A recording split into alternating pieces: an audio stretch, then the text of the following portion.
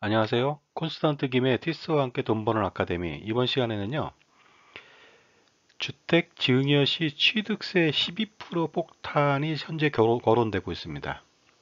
그래서 드디어 퇴로를 모두 막는다. 입구 전략, 출구 전략, 보유 전략도 모두 봉쇄하는 살균 정책이 아닌가 하는 생각이 들어서 여기에 대해서 말씀을 좀 나눠보도록 하겠습니다. 이미 22번의 부동산 대책에 의해 입구 전략이 많이 봉쇄됐습니다. 신규로 대출하고자, 그러니까 내 집 마련의 꿈을 갖고 있는 사람들은요, 대출 규제로 현금이 아니면 주택을 사기가 어렵게 만들었습니다. 출구 전략 또한 양도세 폭탄을 예고하고 있습니다. 현재 아니지만은 1세대 3주택은 79.2%, 지방소득세까지 포함해서요. 그 다음에 그 1세대 2주택은 68.2%, 기타 보유기간에 따라서 세금도 양도세도 70% 60%까지 엄청난 세금 폭탄을 쏟아내고 있습니다. 결국 양도하지 못하게 만드는 것이죠. 그리고 또 보유 전략.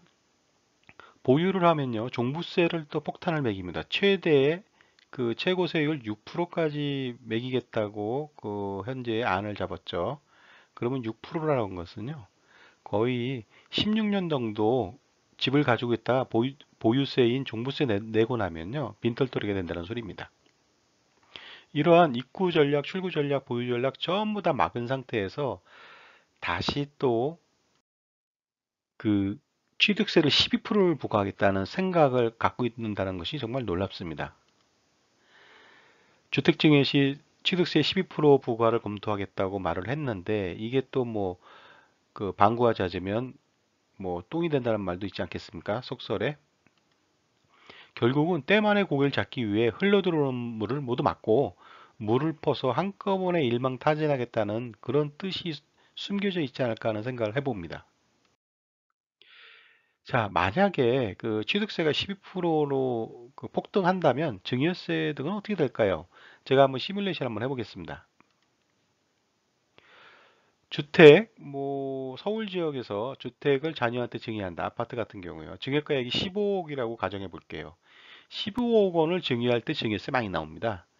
그런 출혈을 겪으면서까지도 피해 보고자 하는 그런 생각이 있는데 여기에다 엎친 데 덮친 격으로 설상가상이죠.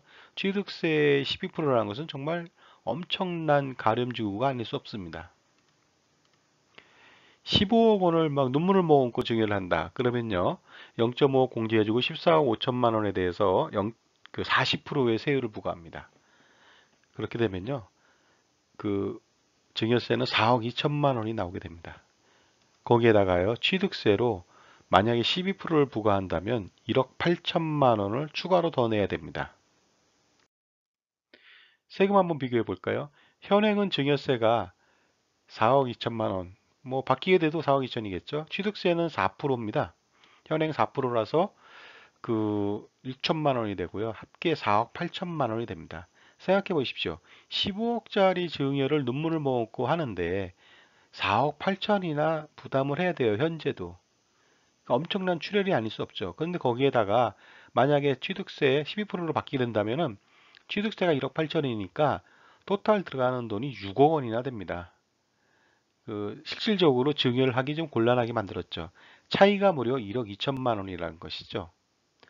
지금 그 양도세 출구 전략을 봉쇄하고 그다음에 무슨 보유 전략을 봉쇄하고 저기 종부세 인상으로 많은 사람들이 팔지도 못하고 사지도 못하고 또 보유하지도 못하게 만들어 가지고 증여밖에 길이 없어 갖고 증여를 하고 있는데 증여를 원천적으로 봉쇄한다는 그런 어떤 그 취득세 12%라는 것은 정말 엄청난 가렴주구의 행태가 아닐 수 없습니다. 그런데 취득세는요, 취득세를 내게 되면 나중에 양도할 때 취득가액이 포함은 됩니다. 그 양도 차익을 조금 줄여줄 수는 있겠죠. 하지만 그 양도는 미래의 일이고요. 현재 그 증여를 통해서 하기가 너무나 많은 비용이 들기 때문에 이것은 염두에 두지 않을 수도 있습니다. 그리고요, 취득세는 절세가 불가능합니다. 여러 명이 나눠 가져도 무조건 취득세는 지금 일괄적으로 부과를 하기 때문에 그 절세가 불가능합니다. 따라서 증여시 증여세도 엄청난데 취득세까지 증가한다면 증여의 어려움은 예견되고 있습니다.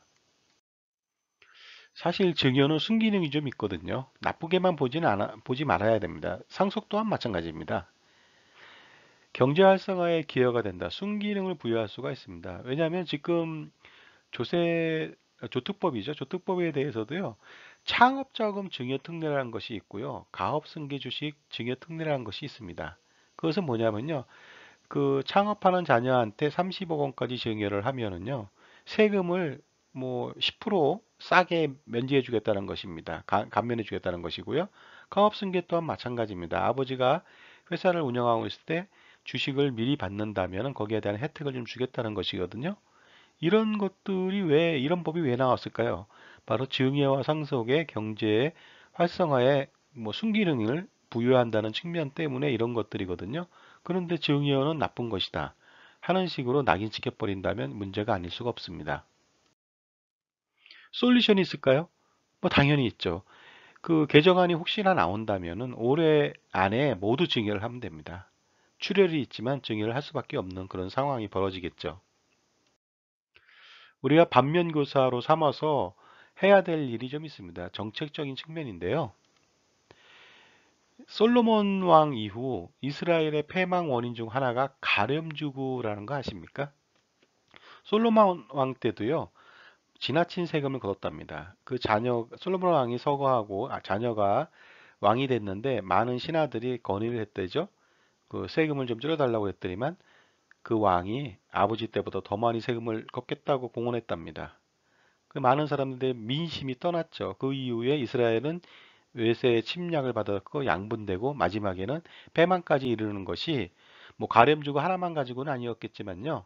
하지만은 민심이 떠났다면 국가는 있을 필요가 없는 것이죠.